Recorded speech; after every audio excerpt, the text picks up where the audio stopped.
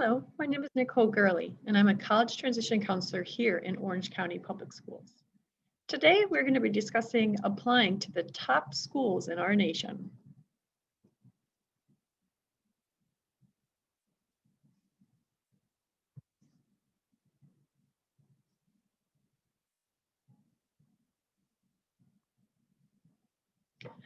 We always get the question, where should I apply? How many schools should I apply for?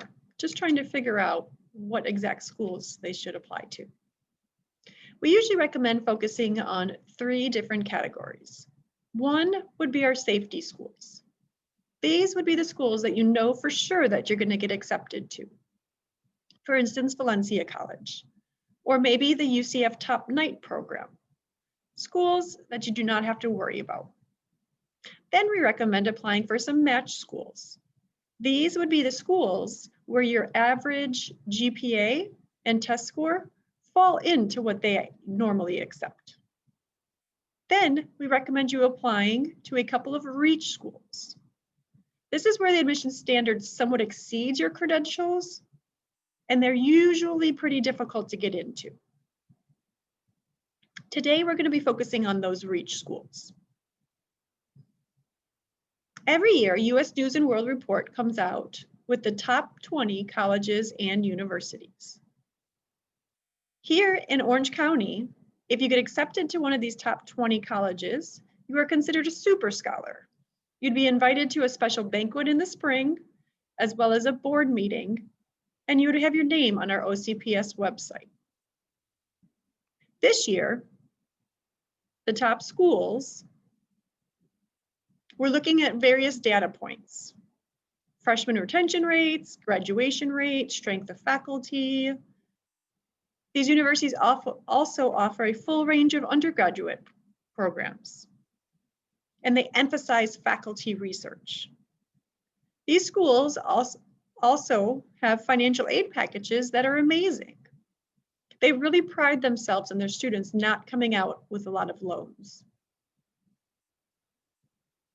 Here's the list of the top 20 colleges in the US this year.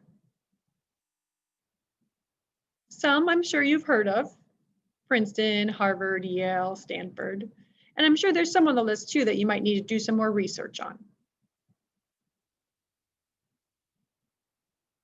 There's also liberal arts colleges. What that means is you're going to be learning a broad general knowledge. They encourage you to take classes in different areas or disciplines. There's a lot of liberal arts majors at these schools, and they are smaller, and sometimes even in more rural areas. Here's a list of those top 20 liberal arts colleges this year. These would also help you be classified as a super scholar for Orange County Public Schools.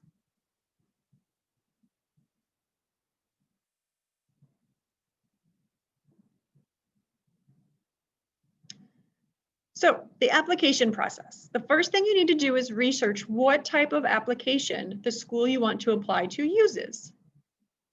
Most of them will probably use a Common App or the Coalition application. This means that it's one application that you fill out the main part of, and then you may have some supplemental parts to complete. Then some schools, though, will be using just their individual school application. A school like Georgetown only uses their own Georgetown application. Then you need to think about transcripts. Do you need to send an official transcript from your high school right now? Or do they need you to fill out a special program with your transcript and then send it after you have graduated? Most of our public universities in Florida are going to be using an SSAR, or UCF uses the Spark. Test scores. A lot of these top colleges, you will be able to self-report your test scores. But some of them you will have to send official scores from College Board or ACT.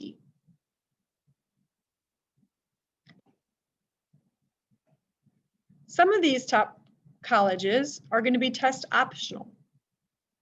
This means that you can send your scores or not, depending on what your test score actually is. You need to research the average test score of the college. If your score falls in the average, then go ahead and send your scores. If your score falls below, then do not send your scores.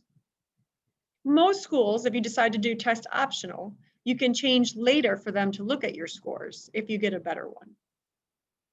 There may be an additional essay, video, or test required in order to replace your SAT or ACT test.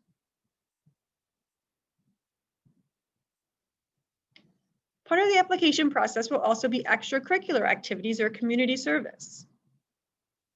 You're going to list them on the application and make sure you briefly describe what you've done with that club or activity.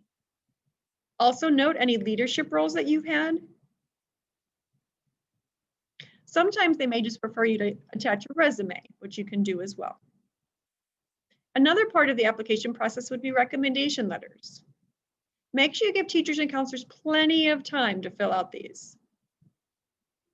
Some of the colleges may be specific and need you to have just your core teachers fill them out, or maybe a certain subject like math or science. Make sure you give your teacher your resume and a brag sheet. Why do you want them to write it? Is there anything specific you want them to talk about?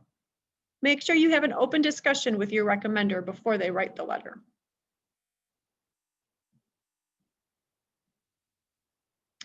An important piece of the application is going to be the essay. Keep in mind, a good essay might not be a good college essay. Make sure you follow the prompt. Take your time and have multiple people edit it or read over it. Check your grammar. Make sure you're showing who you are in a positive light and giving specific examples. Lots of our students will be writing about an obstacle or something they've overcome. Make sure you don't just focus on that obstacle, but who you are because of it. Who are you now and today, and why should colleges accept you on their campus? The College Essay Guy has free videos on YouTube as well as his website that may help you brainstorm your essays or get some more ideas.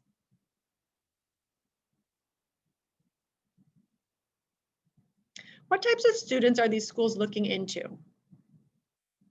We usually talk about 3 different kinds: the all-around stunner, the stand out in something, and the interesting story. The all-around stunner are those kids that you think would get into the schools. They have the highest GPAs, great test scores, presidents of clubs, captains of teams. Unfortunately, if this is you, you will face the most competition. Everybody applying to these schools has good grades and good test scores. Make sure you think of a way for you to stand out. What separates you from everybody else that's applying? Second type of student is the standout in something. This is a student who's strong in one area that overtakes the rest of the application. You may have won a contest or be known as a violinist. Something that really separates you from the rest of your peers. If this is you, make sure you emphasize your talent within your application.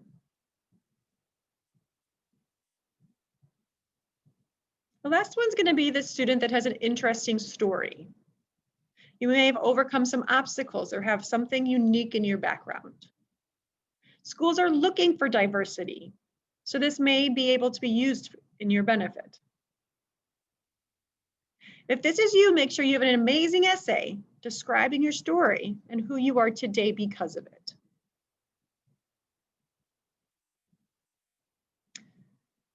How can I afford college? Well, sometimes these top schools are actually going to be cheaper for you to go to than if you were to stay in state, even with Bright Futures, like I said. But what you need to do is make sure you complete your FAFSA after October 1st, as well as your Florida financial aid application after October 1st. Some of these top schools are also have you fill out a CSS profile, which just goes even more in depth into your parent income. So, what should you be doing now? Make sure you start preparing as early as possible. Commit to different interests and activities. Make sure you're taking rigorous courses and you're not giving up on your AP classes. Again, essays matter, very important. Make sure you're using your own voice and showing who you are. Demonstrated interest also matters sometimes. So make sure you're attending college visits, virtual tours, talking to the admissions officers, making sure they know that you're interested in attending their school. If you're currently a junior, please make sure that, again, you're doing campus visits, maybe doing some fly-ins. You can go ahead and start your applications. A lot of the essays will not change. Test prep, Khan Academy, College Board for subject tests, get involved. And then start looking at some money. There's a College Board Opportunity Scholarship you can apply for already, different websites, college and career centers. Don't wait until your senior year when it'll be too late. If you have any questions on your application process or about trying to find a good fit for you, every high school has a college and career specialist as well as a college transition counselor. Here are our 5 college transition counselors for the district.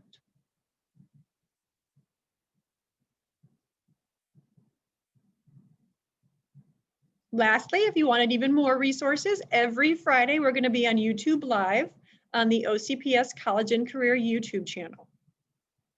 We're going to be there at 11:15, which would be during A lunch, or 12:15, which would be during B lunch. Please join us and get some tips and tricks for the college admissions process. Thank you and have a great day.